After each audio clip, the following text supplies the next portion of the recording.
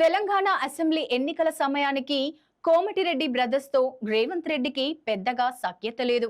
ఆ మాటకొస్తే తెలంగాణ కాంగ్రెస్ లో చాలా మందికి రేవంత్ రెడ్డి విరోధిగానే కనిపించేవారు.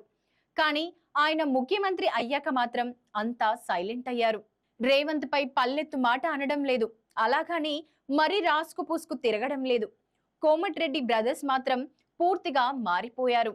మంత్రి పదవి పొందిన కోమటిరెడ్డి వెంకటరెడ్డి సలార్ మూవీలో పాటను ఎడిట్ చేయించి తాను రేవంత్ కి బెస్ట్ ఫ్రెండ్ అని చెప్పుకునే ప్రయత్నం చేశారు. ఆ తరువాత రాజగోపాల్ రెడ్డి కూడా హోమ్ మినిస్టర్ పోస్టు కోసం సీఎం కు ఎక్కడ లేని ఎలివేషన్లు ఇస్తున్నారు. తాజాగా భువనగిరి ఎన్నికల ప్రచారంలో ఈ ఇద్దరు పోటీపడి సీఎం రేవంత్ ని ఆకాశానికి ఎత్తేశారు. రేవంత్ రెడ్డి తనకు అత్యంత సన్నిహితుడని, సోదర సమానుడని అన్నారు మంత్రి వెంకటరెడ్డి. 20 ఏళ్ల తెలంగాణలో కాంగ్రెస్ అధికారంలో ఉంటుందని చెప్పారు. బీఆర్ఎస్ గురించి మాట్లాడుకోవడమే వృధా అని అన్నారు వెంకటరెడ్డి.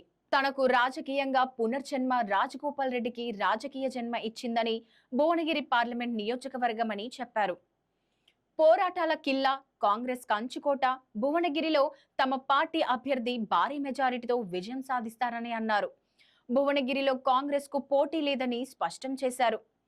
ఇచ్చిన హామీలు అమలు చేస్తున్నా 100 రోజులకే ప్రభుత్వంపై విమర్శలు చేస్తున్నారని మండిపడ్డారు వెంకటరెడ్డి. ఇప్పుడే ఆట మొదలైందని రేవంత్ రెడ్డికి ఇరువైపులా కోమటిరెడ్డి బ్రదర్స్ ఉన్నామని అన్నారు రాజగోపాల్ రెడ్డి.